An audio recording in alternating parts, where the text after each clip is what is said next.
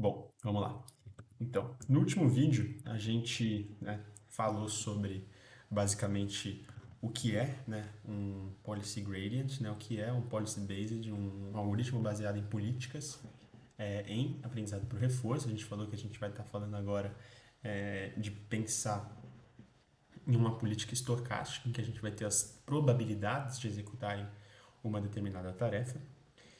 E é muito importante, como sempre, a gente vai estar trabalhando com otimizações no geral, a gente entender como que a gente avalia isso, né? Então, como que a gente sabe se a gente está seguindo o caminho bom para uma política estocástica? Então, nosso novo objetivo agora vai ser, a gente quer encontrar os parâmetros θ que definem a nossa política estocástica. E para isso, a gente, como sempre, como qualquer problema de otimização, a gente precisa medir um determinado erro e minimizar ele, para conseguir entender a qualidade da nossa política. Então, como que a gente faz para maximizar essa política? Para ambientes episódicos, que a gente trabalha justamente com cenários estáticos, não com densidades de probabilidades, diga-se assim, a gente pode usar como valor inicial para a nossa Policy Objective Function como sendo o v-valor. Esse valor sendo parametrizado aí pela nossa política. E, quando a gente tiver justamente ambientes contínuos, o que a gente vai fazer é considerar, como não vai ter exatamente um estado inicial, a gente usa aí uma função de probabilidade, a probabilidade de um agente estar em determinado estado seguindo uma determinada política, e a gente calcula uma média a partir disso, meio que uma média ponderada a partir das probabilidades com o valor, com a probabilidade da gente estar em cada estado. Então é assim que a gente inicia mais ou menos os valores iniciais para começar a medir e maximizar aí a nossa função. Então vamos lá, se a gente quer maximizar a nossa Policy Objective Function, a nossa J-θ, a gente vai estar falando aqui de um problema de maximização, que é justamente tentar maximizar isso aqui e vamos tentar otimizar. Para fazer isso, a gente pode basicamente usar novamente algo parecido com um gradiente estocástico. E aí o nosso objetivo não vai ser mais diminuir, mas sim atingir o máximo de θ. Então a gente entende basicamente que no Policy Gradient, como que a gente faz a atualização dos valores de θ? A gente está tentando maximizar o gradiente, para atingir, a gente está tentando maximizar o valor de θ, da função de ganho, diga-se assim, e isso acontece quando a gente chegar em um θ que se aproxima de zero, ou seja, quando a gente não atualizar mais esses θs. E para isso a gente tem que conseguir calcular esse policy gradient, que é justamente a derivada da nossa função objetivo com θ, Então, para fazer isso, a gente tem que pensar um pouco, Por diferenças finitas, isso é um pouco complicado. A gente não consegue fazer isso na prática muito bem. Então, a gente tem que pensar em outra estratégia aqui, Justamente essa estratégia, ela basicamente parte de uma derivação analítica que a gente vai fazer. E aí observa que essa derivação analítica ela vai levar a ser o valor esperado de recompensas, e aí a gente vai desintegrando tudo isso. Só que, bom, como a gente ainda, a gente meio que está chegando mais perto aqui de alcançar o que a gente quer, a derivada de jθ aqui, para resolver essa equação, a gente justamente vai estar precisando resolver outro gradiente aqui, que é o gradiente da política. Só que resolver esse gradiente não é tão simples, justamente por quê? Porque a gente não sabe muito bem se essa política ela é derivável em θ. Então, a gente pode reescrever isso como a expectativa de algo. Então, antigamente a gente não conseguia derivar esse valor aqui porque a gente considerava que o policy gradient era uma expectativa de algo, mas na verdade, mas o gradiente de uma expectativa não é a expectativa de um gradiente. Então, para chegar nesse valor de Δθ aqui, o que a gente teria que fazer é fazer essa derivação completa aqui e chegar nesse valor aqui. E aí, quando a gente vai formalizando isso e chega em um caso geral, a gente vai chegar aqui. O policy gradient, o gradiente da nossa política, vai ser algo como sendo o valor esperado, seguindo uma determinada política, do gradiente, né, por isso aqui. E aí, esse valor, ele vai levar a ser o seguinte, basicamente. Espera aí, só um momentinho. Bom, a gente vai, né, voltando, a gente vai ter essa fórmula aqui, como sendo uma expectativa da política com um valor de Q mais vezes um gradiente, né? E para fazer esse gradiente do log da política, a gente vai precisar entender o que é a nossa política, né? Se a gente está querendo calcular a política direta sem calcular Q valores ou V valores, a gente vai tratar por que a gente... Isso aqui vai sumir depois, né? Mas a gente tem que inicialmente pensar aqui nessa parte da equação, né? Como que a gente faz para calcular esse log. A gente tem que assumir que a nossa política, né? Para um caso contínuo, né, ela seria, por exemplo, poderia ser...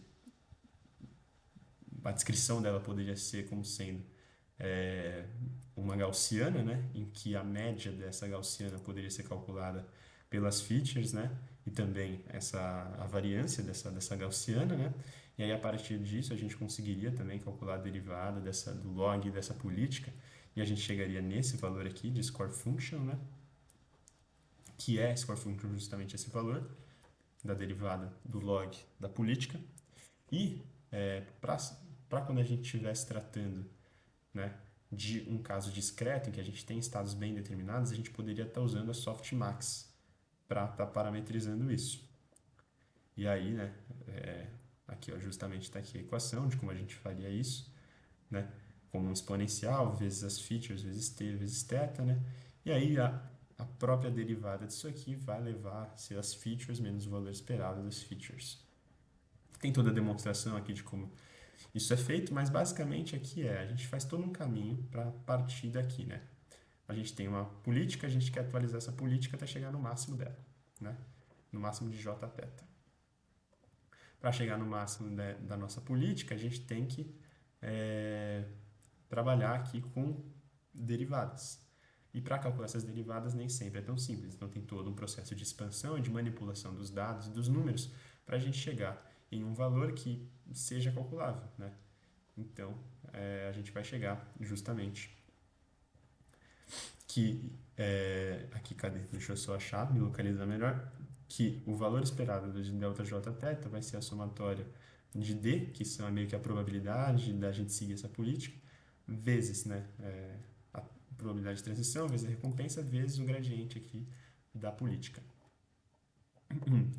Então, né, feito tudo isso, a gente pode, enfim, e finalmente determinar aqui o primeiro algoritmo de policy gradients, de policy-based reinforcement learning, que vai ser basicamente o reinforce, em que a ideia dele vai ser aprender uma boa política, sem de fato estar calculando os valores de Q. Inicialmente, o que a gente vai fazer uma sample aqui do gradiente. Essa sample do gradiente vai ser o valor esperado de toda aqui, isso aqui. Só que, obviamente, como a gente está tentando trabalhar sem os valores Q e V, a gente vai substituir esses valores aqui por um ganho descontado de recompensas, né? E aí, esse valor a gente vai trocar ali pelo Q velho e aí a gente vai chegar, finalmente, em uma função aqui que vai atualizar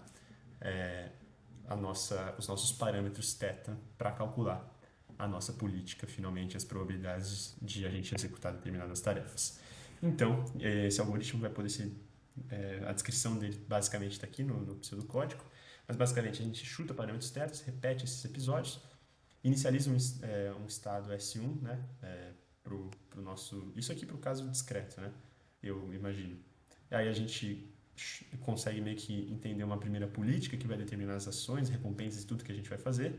Para cada step que a gente der ao longo de um episódio, a gente vai calculando os ganhos descontados e vai atualizando o θ. E aí, esse é finalmente um algoritmo de Policy Based, calculado depois de todo um grande trabalho feito para chegar nessa função. E aí vamos analisar um pouco essas propriedades do Reinforce, né? Se ele é on policy, se ele é off policy. Esse é um algoritmo on policy. O que significa, né? Que o update dele é feito com base nos dados que ele coleta na política atual. No Q-Learning, ele é off policy, porque ele é baseado ele atualiza também com dados coletados de outras políticas, né? E justamente é por isso que a gente chama ele de off policy, né? E, e o lance é, né? Enquanto que o learning a gente precisa ter um epsilon grid ou alguma medida para explorar, né? Como no reinforce a gente está falando de de policy-based reinforcement learning, e a gente justamente tem uma função de probabilidade da política, a gente meio que tem garantido que a gente vai estar explorando. Então a gente não precisa colocar um epsilon grid no reinforce, porque ele já tem dentro da própria política, que é uma política probabilística, uma chance dele explorar aleatoriamente algo novo. E aí isso traz algumas vantagens, logicamente, outras desvantagens. Uma delas é que a gente, né, não vai precisar usar um replay buffer. Por quê? Porque a gente trabalha só com a política atual, mas a gente também perde essas informações do passado, né? É sample inefficient. A gente não coleta as experiências passadas para reutilizá-las depois. Então, basicamente, esse algoritmo ele vai ser bom quando a gente é, tiver transações que são muito caras, né? A gente não puder armazenar essas transações, né? É, a gente aí não, basicamente poderia estar usando o Reinforce. E aí um pouquinho sobre as propriedades do Reinforce, né, em comparação com o To-Do Learning, né, como eu falei, o Reinforce ele atualiza a cada episódio, até porque a gente calcula o ganho descontado aqui de cada operação. Enquanto que o To-Do Learning que a gente fez, ele pode ser atualizado a cada step que a gente dá, né? E não exatamente a cada episódio. Então, o To-Do Learning parece que ele vai atualizando mais rápido do que os métodos de Monte Carlo, como o Reinforce, né? Então, eles trabalham em episódios episódicos, né? O Monte Carlo trabalha em episódios e o To-Do Learning trabalha. O To-Do Learning, né, meio com o Q-Learning, trabalha em episódios no geral. E aí, lembrando que o To-Do Learning basicamente é a base que dá para a gente trabalhar com o Q-Learning, né, que usa aquelas target networks e que usa também o Experience Replay. E aí existem duas principais diferenças, né? O Reinforce, ele é um método que é sem viés, né? Porque a gente meio que vai colocando os valores sem assumir nada, né? A gente só vai atualizando eles. Enquanto que o To-Do Learning ele tem um bias meio alto, porque a gente sempre faz uma estimativa, né? A gente faz umas estimativas acerca das coisas. Isso não acontece no Reinforce. Tudo que a gente calcula meio que é um fato, né? Não tem muito viés. Então, né, isso é o primeiro fato, né? O Reinforce ele tem pouquíssimo viés e o To-Do Learning ele tem um viés mais forte, né? Um bias mais forte. Porém, acerca aí da variância, né? O método de Monte Carlo ele tem muita aleatoriedade no meio do caminho, justamente porque a nossa política ela varia muito, né? Ela é uma função de probabilidade e nem sempre essas probabilidades vão apontar para uma direção só, elas podem desviar a gente no meio do caminho. Então a variância, né, vai acabar ficando muito alta, né? Porque às vezes os updates eles vão ser baseados mais em exploração do que em exploitation, né? Então a gente nem sempre vai estar seguindo o caminho que necessariamente vai dar o maior ganho para a gente. Isso vai gerar variância, né, nas nossas decisões. Enquanto isso, o To-Do Learning, né, como a gente já meio que vai atualizando a cada transição, isso vai gerar pouca variância, né? Então, isso gera mais estabilidade ao longo do processo quando a gente está trabalhando com o To-Do Learning ao invés de trabalhar com o Reinforce. Então, existe justamente todo esse trade-off entre se eu prefiro trabalhar com variância ou se eu prefiro trabalhar com um bias, né? Um bias pode levar a gente com mais estabilidade a um lugar não tão certo. A variância pode dar mais instabilidade para a gente e às vezes não leva a gente num lugar tão certo, né? Mas aí a gente vai estar vendo justamente como que a gente pode contornar esses problemas, né? Reduzindo aí principalmente a variância do Reinforce. Mas isso é tópico para outro vídeo. Espero que vocês tenham gostado até aqui, né? Esse foi o vídeo sobre o Reinforce, o primeiro algoritmo de Policy-Based Reinforcement Learning. Então, vejo vocês no próximo, que a gente vai falar justamente sobre como a gente pode reduzir, que tipo de algoritmos tem para a gente adaptar o Reinforce e reduzir um pouco a variância dele, de forma que a gente possa ainda ter políticas estocásticas, mas sem uma variância tão alta. Agradeço quem ficou por até aqui até agora. Vejo vocês no próximo vídeo. Não se esqueça de se inscrever e curtir esse vídeo. Um grande abraço e tchau.